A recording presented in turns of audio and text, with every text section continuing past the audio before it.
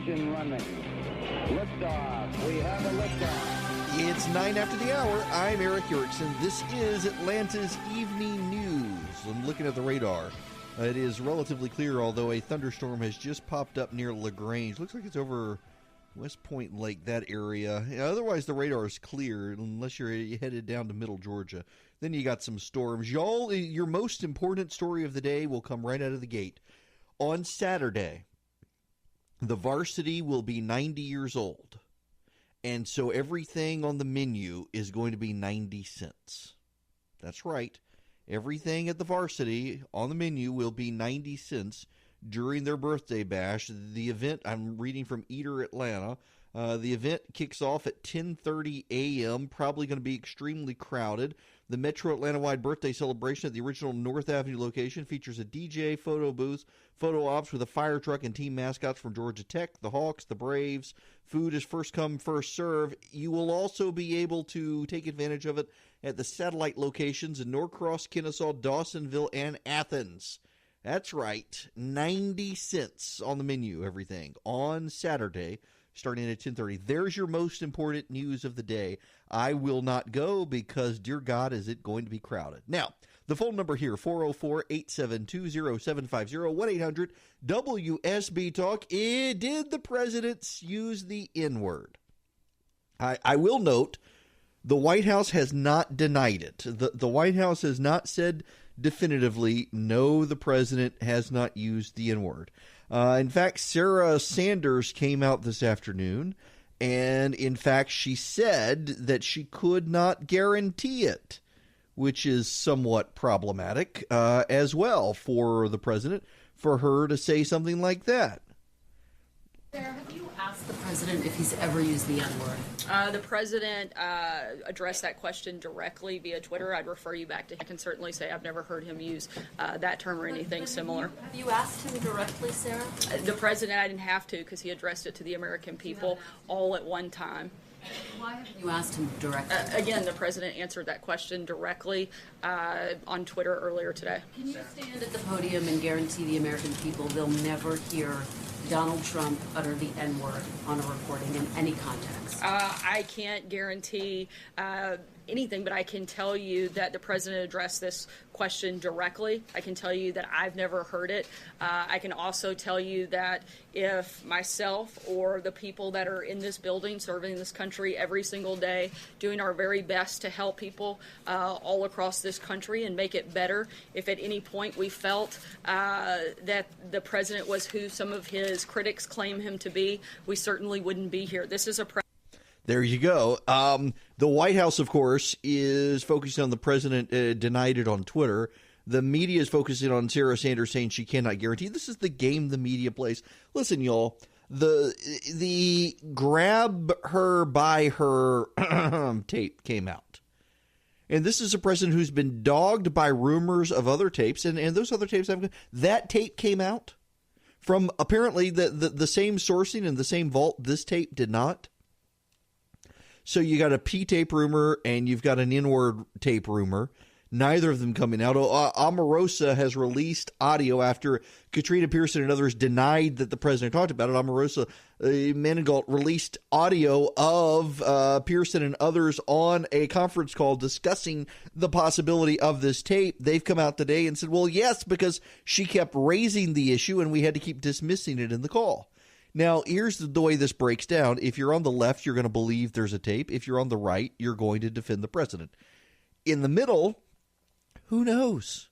Maybe there is. Maybe there isn't. There's a lot of other stuff to look at than being spun up on a tape that's probably never going to come out. And why would this tape never come out, even if it exists? Especially if it exists, why you'll never see it. So in the worst case scenario for the president, let's presume there are multiple tapes where he uses the N-word multiple times and uses them pejoratively, uses them badly. They're never going to come out. So I don't know why people are spun up about it. I mean, I shouldn't say never say never. They may come out, but I have a hard time believing they'll come out, even if they exist. And there's no guarantee they exist. Why would I think it would be highly improbable that these tapes ever come out? Where were they recorded, people? according to Omarosa, Celebrity Apprentice and The Apprentice. So if these tapes came out of the president saying this stuff, it would be a damning indictment on NBC, and NBC is already mired in multiple sexual harassment and sexual assault scandals. NBC is just bogged down in scandal right now. Mark Burnett, the reality show producer, his career would be at an end. I mean, if these tapes existed, I imagine that they are melted by now, destroyed. Too many people's careers would be destroyed if this tape came out now. Why? Because they signed Donald Trump up again and again and again. You can't tell me that if he routinely used the N-word, it only happened in the very last season. People who use that word, they use it more than one season of TV. It goes on and on and on. And if they would have captured it on tape and did nothing about it, or they laughed it off, and it's not just them. What if he used it on Celebrity Apprentice? All the celebrities around him who heard him use the word did nothing? The camera crews did nothing. The producers did nothing. Mark Burnett does nothing. The NBC people do nothing. And then all the other apprentices, all the other apprentice seasons, all the people, all the business executives who auditioned for and got on The Apprentice, they did nothing. They didn't chastise him. They didn't call him out. And they didn't come forward during campaign 2016 to hold him accountable. They didn't come forward in 2016 to say, oh, he didn't just say grab her by her. He also used the N-word. And I was there. Do you really think that those tapes will come out?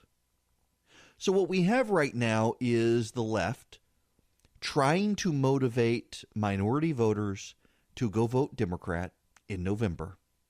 And one of the ways that they're trying to motivate minority voters to go vote Democrat in November is to continue to push the idea that the president is a racist. And now their evidence is a tape that may or may not exist, and they're going to push it as if it's true and expect him to deny it. Well, he's denied it.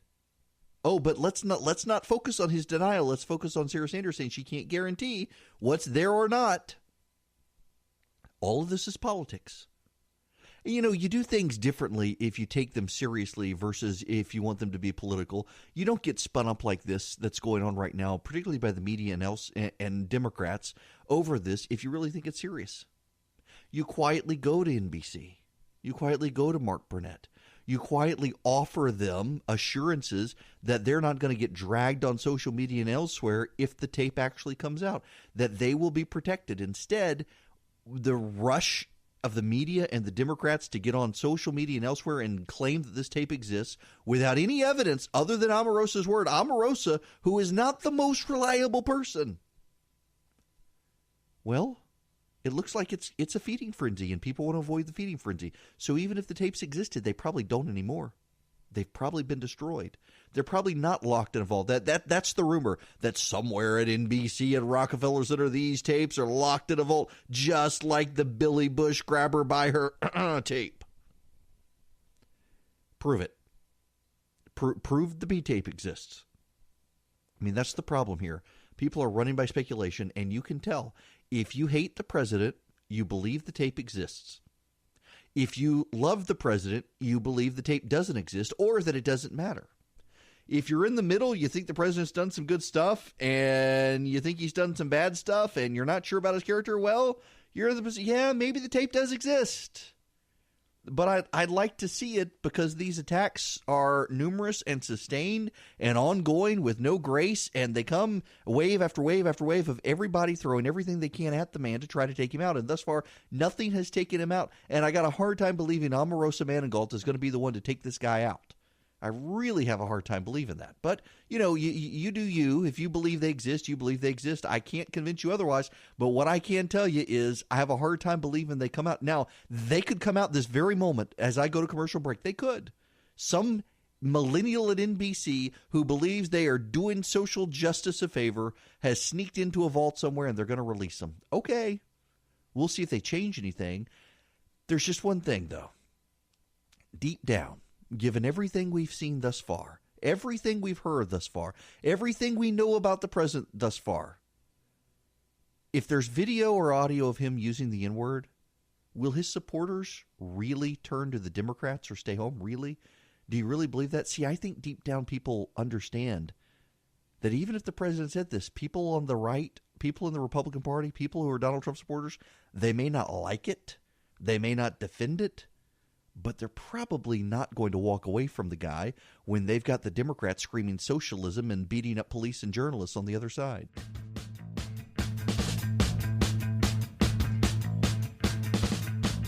It is 26 after the hour. Eric Erickson here. The phone number 404-872-0750, 1-800-WSB Talk. If you're headed down 85 towards LaGrange, there's some pop-up afternoon showers there. Nothing really significant, though, but you're clear otherwise in the listening area. Y'all, I've got a bone to pick with Chick-fil-A.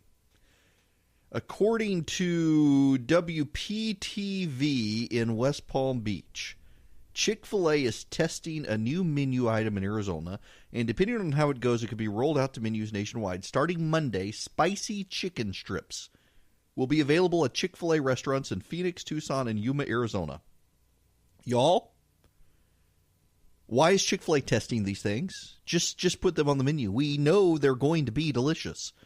They said they've combined their original chicken strips and spicy chicken strip sandwich to create the new menu item. The strips are seasoned with a spicy blend of peppers, hand-breaded, cooked in refined peanut oil. Why do we need a test of these things? I want them now. You know they're going to be awesome. They're not going to be Hattie B's Hot Chicken. By the way, if you haven't been to Hattie B's over in Little Five Points, it's open now. It is. You can get by there. And there's also the hot chicken place up at the Battery. I've been there several times. Y'all, it is really good. It's not Hattie B's. It's design and styling makes it look like Hattie B's, but it's not. Is it called Fresh or something like that? In any event, good hot chicken there. The Hattie B's, though, is open. But Chick-fil-A, well, why test these things? We need these things. I need this in my life now. Very important to me. Now, Stormy Daniels. She's headed to Big Brother UK. Apparently... see, here's another thing. So CBS in this country, she's not on Big Brother United States. She's in Big Brother UK, which should tell you that these networks, they're trying to avoid some of this stuff. And I think they're trying to avoid all of this tape stuff with the president as well. They do not want to make eye contact with that stuff. We're going to move on from it, though, when we come back. The Braves are throwing a fundraiser for Brian Kemp, and Stacey Abrams, she's doing a fundraiser out of state. I'll tell you where.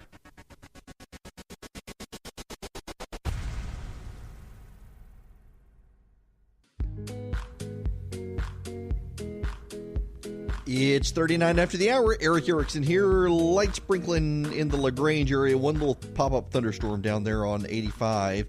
Otherwise, you're fairly clear. One little sprinkle just to the west of Douglasville on I-20. But, I mean, if you're listening to me, it is probably not raining where you are. Overwhelmingly not raining today. Thank goodness. That's going to change, though, so stick with us here. We'll let you know. The phone number 404-872-0750, 1-800-WSB Talk. Let's go to the phones. David in Kennesaw, welcome. Hey, Eric, how are you? Good, how are you? Good, I can't complain. Listen, I have a question for you, and I need your legal mind. Uh-oh. Is it illegal to take the president in the White House without his consent? To tape the president in the White House without his consent. Depending on where you are in the White House and the circumstances, yes. If you're a reporter in the White House and the president is in areas where reporters tend to congregate, no, if they leave the recording equipment on. But going into the Oval Office or something and recording the president or going into the Situation Room, yes, which is why Omarosa should be prosecuted. That was my next question. Has anybody established where she recorded him and, General Kelly at? Well, see, she says she recorded General Kelly in the Situation Room. I have been in the White House. I have never gone in the Situation Room, but I've walked right past it, and it is very clear from the signage and everything else, you can't take recording devices into the Situation Room. And if she did, she should be prosecuted. Then what are they waiting on? I don't know. And you know what I think would be cool here is, look, you either send her to jail for breaching our national security, or you get her to walk it all back and say, I didn't really record in the Situation Room, I recorded it somewhere else, which casts issues of credibility on everything she says. Well, I think that's already been established. A woman can't make up her mind what she wants and what she wants to do. Exactly. Listen, no one should treat Omarosa seriously, and it's really rich to me that a bunch of people who hate her guts are suddenly treating her as if she is like the Virgin Mary come to tell us about the second coming. That's the reason why I wish they should prosecute her and send a message. Yep, I absolutely think they should, David. Thanks very much for calling. Yeah, I said this yesterday. They absolutely need to do it. It just listen. Sorry, as we're talking, someone from the White House just sent me a text upset about something I tweeted. Only in a joking manner, though. They're not really upset. But listen, I think they totally should be prosecuting her. And if she recorded something in the Situation Room, and now, there's a report out this morning that some people are concerned she may have gone around with a PIN recorder. I know something about these PIN recorders. So last year, our oldest was having some ridiculous problems in her school, Christian private school. We wound up moving both of our kids out of the school because of discipline problems and bullying problems. She wound up taking a recorder to school with her to record, and it was a little bit, you never even know she had it because there were things happening in the classrooms that were not appropriate, and she wanted to record them. It's hard to find these things, but you're still not supposed to bring them. The burden is on you, and if you're bringing a recording device into the Situation Room, that's on you, and you should get in trouble for doing so. It compromises our national security. So I hope they do prosecute her. 43 after the hour, back to the phones, 404-872-0750, 1-800-WSB-TALK. I promise we will get to the story about Brian Kemp and Stacey Abrams' fundraisers. The reaction over the Braves throwing a fundraiser for Brian Kemp is hysterical. But first, back to the phones. Don from Atlanta, welcome. Yeah, love your show. Regular listener. I heard on 750 on the station earlier today that Omarosa couldn't be charged because D.C. is a one-person, only one person has to give permission for a conversation to be recorded in D.C. No, not necessarily, because the White House is federal government property, and the rules for Washington, D.C. don't apply on federal government property. Federal government rules apply on federal government property. And because there are rules about violating national security and recording conversations within the Situation Room, it doesn't matter whether D.C. says she can or cannot be charged. She would be charged under federal law, not essentially what amounts to state law for D.C. I think that statement came from her lawyer, so I think you're correct. I believe you're correct, but I think that's what they're claiming. Well, yeah, they can claim it all day long, but if she was recording inside the Situation Room and you're not allowed to record inside the Situation Room, doesn't matter what D.C. law says. If you're in a no record, even in D.C., I mean, just thinking about this, if there was an area within the District of Columbia where there was signage saying you are prohibited from recording any conversation in this area, and you did it, it didn't matter whether it was a one-person record rule, that in that area you would be violating a designated territorial area where you can't record, so you would be violating the law. And I've talked to several friends of mine today, and all of us are somewhat befuddled by this, that the White House should be pursuing this, that recording within the Situation Room is a national security issue, can compromise national security, and there were rules in place at the White House to prevent these sorts of things from happening, and she violated those. So I'm going to be very curious to see what the White House does and how they proceed with this stuff. Now, I do want to switch gears to local stuff because the Braves are holding a fundraiser for Brian Kemp. They're not holding one for Stacey Abrams. They might hold one for Stacey Abrams, and the unhinged response from liberals is crazy. But more importantly, Stacey Abrams has been out of town holding fundraisers. No, not Hollywood. I'll tell you where she's been hosting those fundraisers when we come back.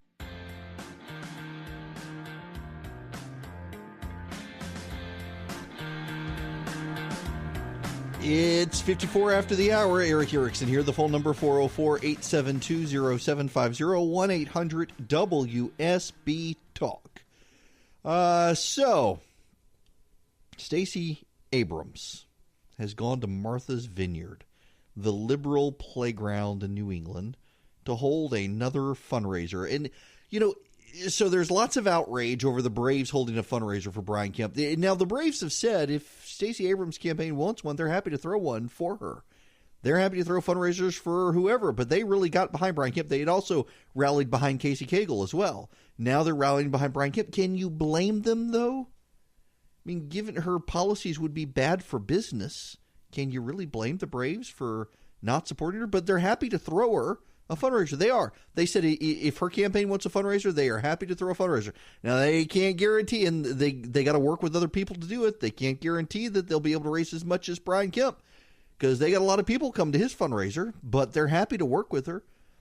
This highlights, though, something that I think the Republicans are going to play up, is Abrams is getting a ton of money from out of state, and Kemp is getting most of his money from in-state. And that matters. Why? Because every dollar that Stacey Abrams gets from out of state is not someone who can vote for her. Brian Kemp's money being raised in state is from people who not only vote, but have friends and family who vote as well. Now, the left-wing snotty answer is that, well, Brian Kemp is getting money from the people who employ the people who will vote for Stacey Abrams. I've heard people say that the poor in Georgia can't write checks to her. They work for all the people making those people rich who are giving Brian Kemp money, and he's going to keep those people oppressed. I mean, the wackadoo spin on this goes forever. The fact of the matter is, the Braves are a business first and foremost. And as a business, they are interested in making a profit. And in making a profit, they are interested in supporting those people in state government who will help them make a profit, or at least will avoid causing them to lose money through the implementation of bad state policies or raising corporate taxes or what have you. And I think between the discrepancies between Abrams' record and Kemp's record, between their stated positions and whatnot, it is very clear to me that Brian Kemp's policies are more pro-growth than Stacey Abrams' policies. Abrams' policies are essentially we're on good times right now. Let's redistribute that money and take care of people who have been left behind. And that sounds really good, but the implementation of that tends to chase business away and hurt small businesses. So you can't blame the Braves. Maybe they shouldn't in a climate where everything is political, but they've done this before, and they're willing to throw one for her. It's just, would people show up for that with the Braves? I don't know that they would. When we come back, the culture war and the NFL. Oh, it's heating up again.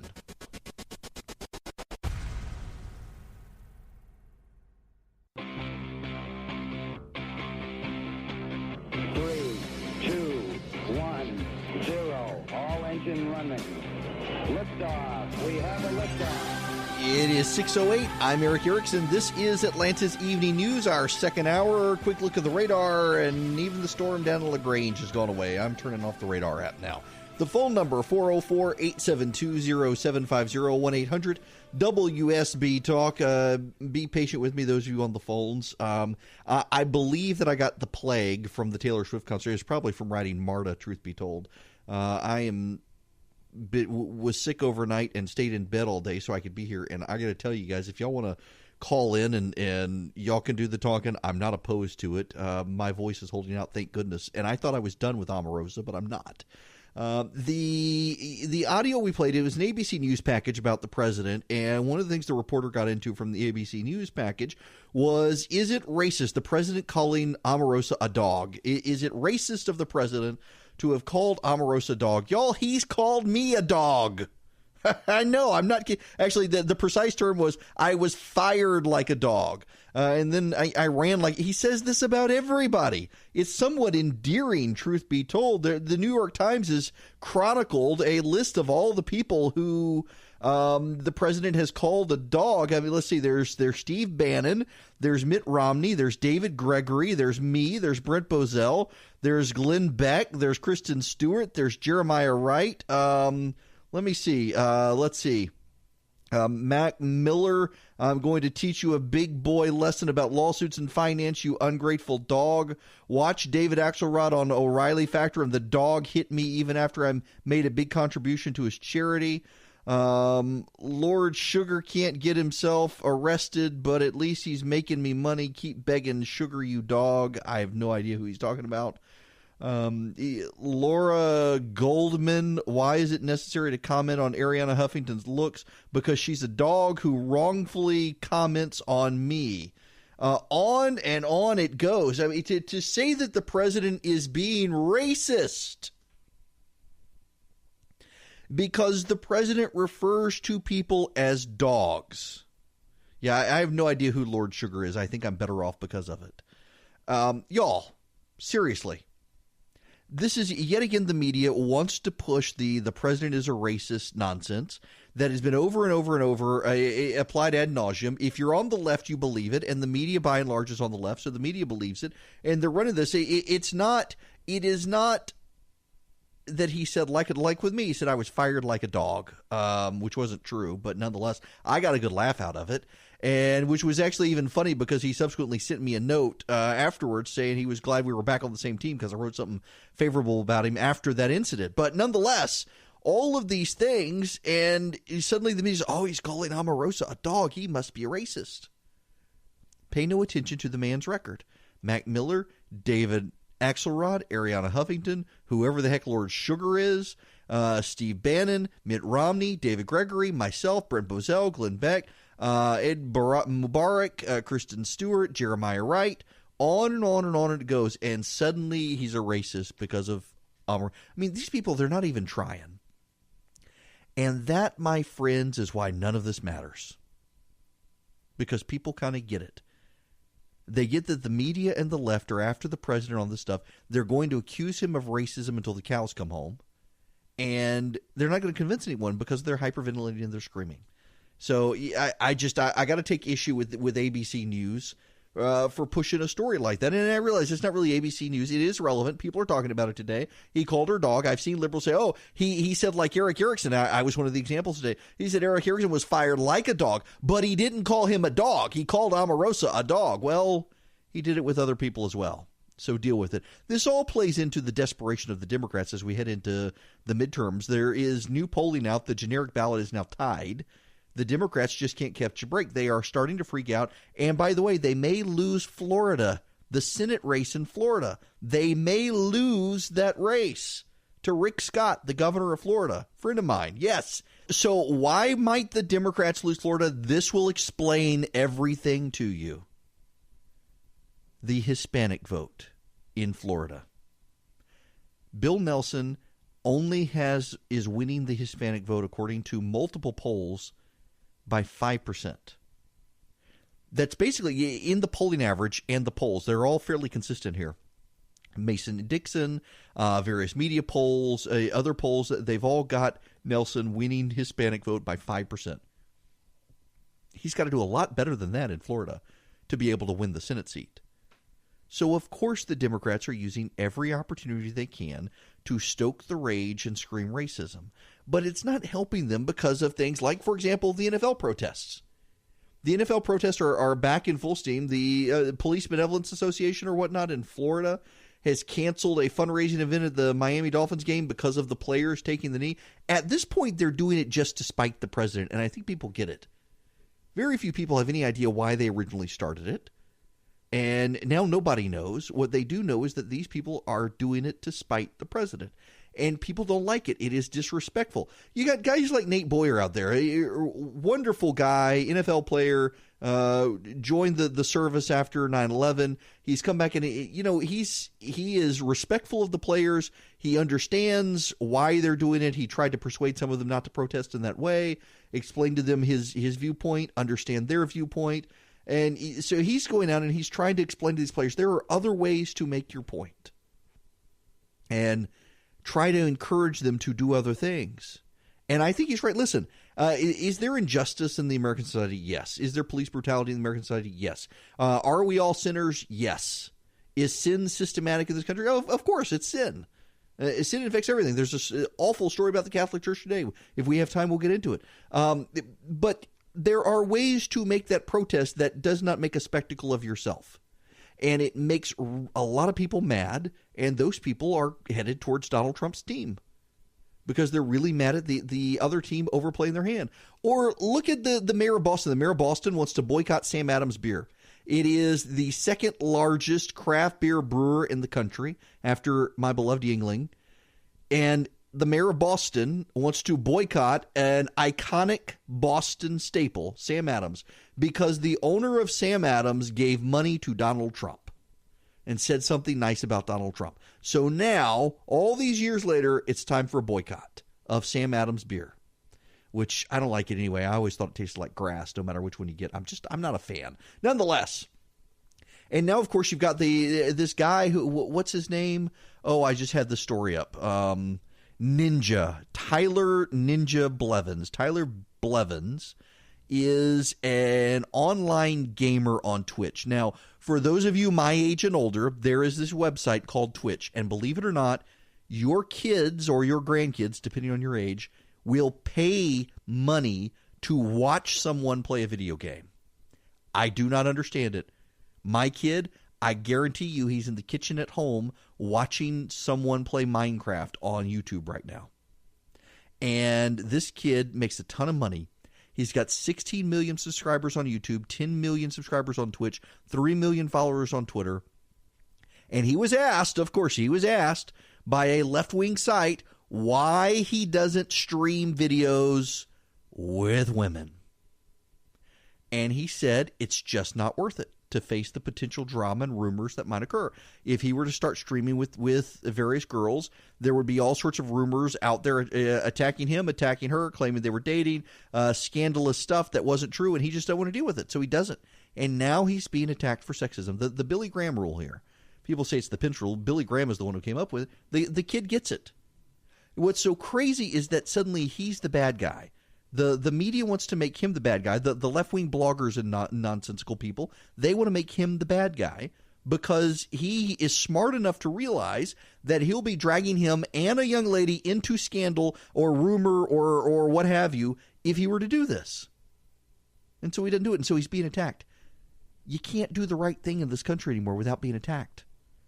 And I think intuitively people understand that with the president. Listen, we've got a booming economy. Taxes have been cut. We've got the lowest unemployment rate for black workers in the country, the lowest unemployment rate for Hispanic workers in the country, the lowest unemployment rate in history. We've got a massively low rate for unemployment. We're virtually at full employment. Things are going very well. The stock market is up. And people are angry on the left because they're not in power. It's all about power. And the way they're manifesting themselves in this is they're going out and they're shaming people. They're attacking people. They're drawing people into scandal, and they're doing these ridiculous protests. The Antifa protest, the NFL protest, the whatnot. People look at it and they're like, these people have lost their mind. I don't want to be with them. And they may not like the president, but they're looking at the president and saying, you know what? I don't particularly care for this guy. I think he does some stuff that I don't particularly care for. I think he's got bad character, but by God, he's not these people. These people are nuts. So is it any wonder the Hispanic vote in Florida, that Bill Nelson is only 5 points ahead with it? You know what? The longer a Hispanic family stays in this country, the more they identify as Republican. Now, I know you don't hear that, but it's something that has some Democratic strategists worried. If they were to get their way on immigration, it would actually be a time bomb for them because after the first generation, Hispanic voters more and more identify as white and conservative, and they vote Republican. And they're doing it in Florida, and not just the Cuban voters. The Hispanic voters from other South and Central American countries are looking at what the left is doing. These are some of the most socially conservative people in the country, and they're thinking, dear God, I can't support those people. I can't put those people in power. These socialists, this is what I fled from in Central and South America. So they're voting Republican, and the Democrats don't understand. They can't even see it because they're so blind to what's happening. It's 26 after the hour. Eric Erickson here. Somebody, and I apologize, I can't remember who, reached out to me on Instagram the other day and said, what's the code for Harry's? Well, it's my last name, Erickson. Now, if you have no idea what I'm talking about, Harry's Razors is not only an advertiser, I am a customer, and I am a customer of multiple years. They started doing radio ads a few years ago, and they decided not to stick with it, and they've come back into the market now, and their business has exploded over the last couple of years. They're now available at Target. They're available at Walmart. They're really doing well, and I'm excited for this company because after years of spending so much money on Gillette razor blades and whatnot, which is a perfectly fine company, I like Harry's. They're the same great blades, but they're a heck of a lot cheaper. Their replacement cartridges are $2 each, half the price of the Gillette Fusion Pro Shield. And right now, for a limited time, Harry's has a special offer for listeners. New customers get $5 off a shave set from Harry's, but you got to use my last name. That was the question in Instagram. Erickson, Erickson at harrys.com. That means you get a starter set that comes with a 5-blade razor, weighted handle, foaming shave gel, and travel cover for just $3 and free shipping when you use my last name, Erickson, at harrys.com as your checkout code. Now, you're going to join millions of guys. I'm one of them who've switched. And you're going to do it by going to harrys.com today. If you don't believe me, go to Walmart or Target, see for yourself. But this deal is too good to pass up. It's just $3 or $5 with free shipping. So go to harrys.com today. Use my last name, Erickson, to check out. I don't want to put a listener on the spot. I got a voicemail from a listener in my office, Stacy. Stacy, last name starts with an H. I don't want people coming after you or whatnot who know you. I've made the mistake before if we're talking about a friend on the radio and his phone lit up all night long with people text messaging. But Stacy's upset with me. She says she heard me say I didn't think that the Billy Bush tape was real. If I said that, I misspoke. We know that's real. It's been played on TV or whatnot. I'm not sure that the N-word tapes are real. They may be real. I don't know. None of us know. There's rumors of the B tape. There's rumors of that tape. I have no idea. What I do know is that even if they're real, I think it's highly improbable that these tapes would come out because too many people at NBC would lose their jobs. Mark Burnett's career would be over, I suspect, and many of the executives at NBC already under scandal for sexual harassment, the Matt Lauer stuff and all the other stuff coming out, they too would be in trouble. Same with if it happened at CBS with all the CBS scandals right now, there are too many people who would be compromised if these tapes were to come out. Now, they may come out, they may be real, but none of us know. The Billy Bush one did come out. It was real. And that, if you're going to leak that one, why not leak all the others as well? It seems like that's what you would do if this stuff actually was real. But I've got no idea. We'll wait and see. When we come back, though, Medicare. Can you get a doctor if you're in Medicaid or Medicare?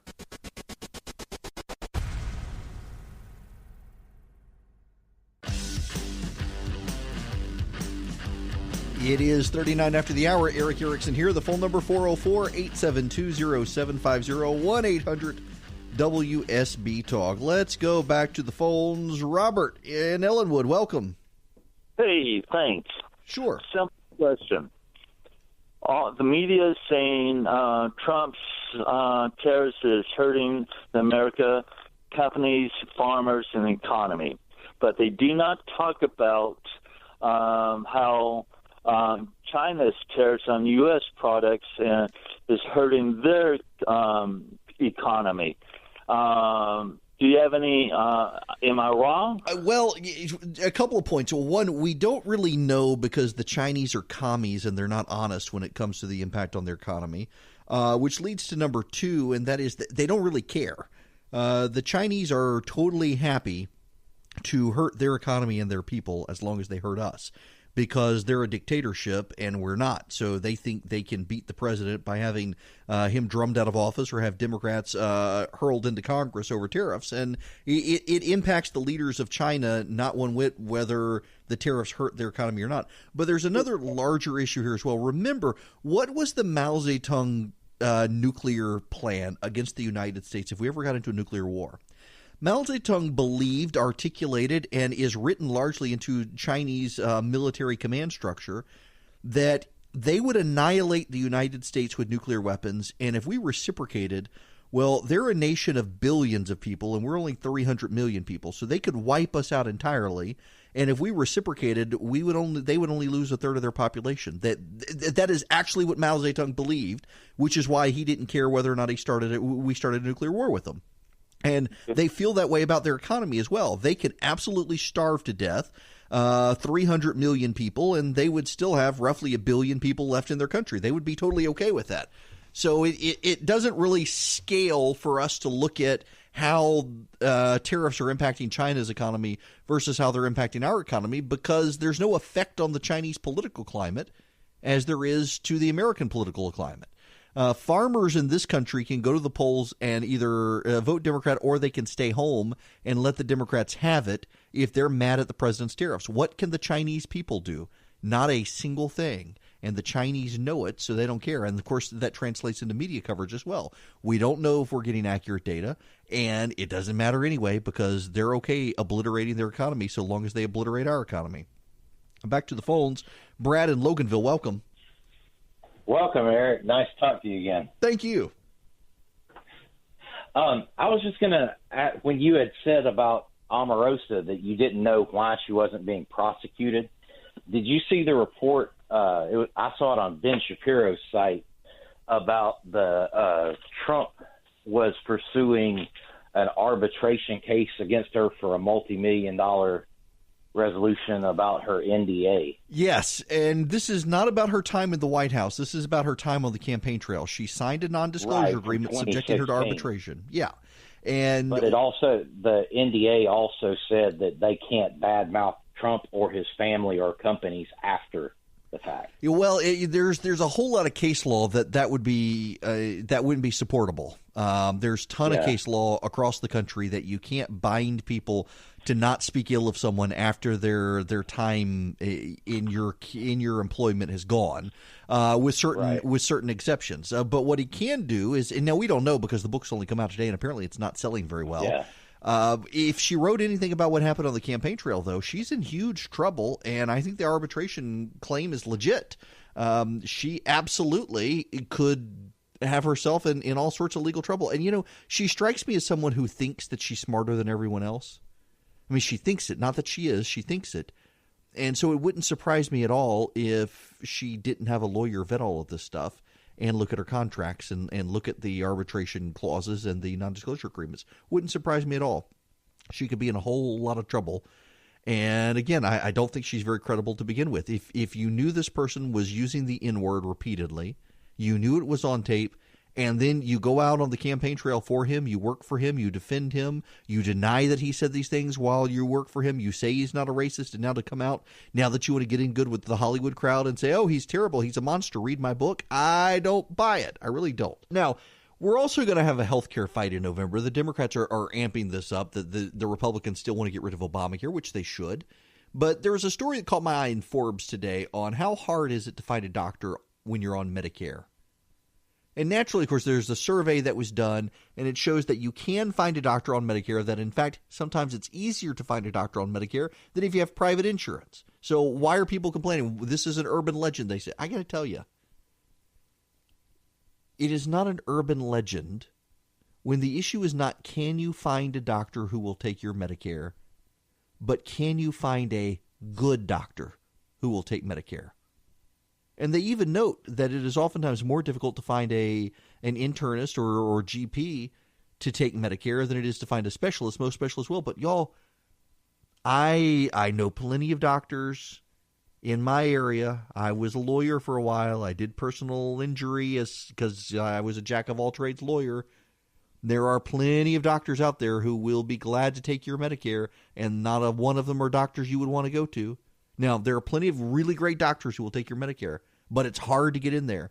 And this is such a disingenuous, dishonest spin because, again, it's never been about can you find a doctor who will take your Medicare. Yes, there are lots of fly-by-night doctors who will take your Medicare. The question is, do you want to go to that doctor? And the answer there is no, but you would never realize that or even think about it from reading these reports that are being spun out today on just what an awful thing the Republicans are doing trying to reform the healthcare system in this country that Barack Obama and his team screwed up.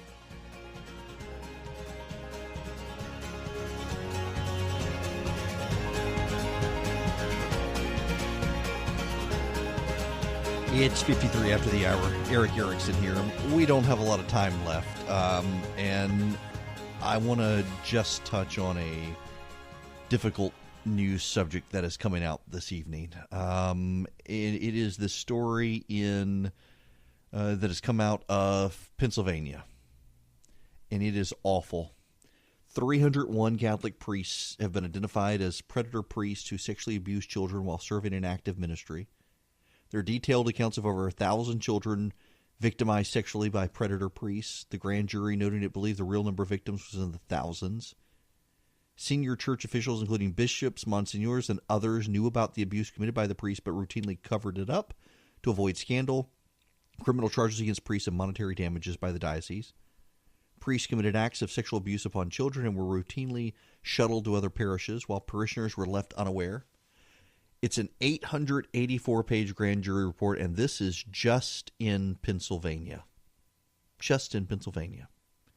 And I see a lot of people who are not Catholic, including some in my family, say, well, if you didn't have the celibate priest thing, you could allow married, it would be going. No, what I think really is the issue here is that you have a group of predators hiring other predators. as a free-for-all.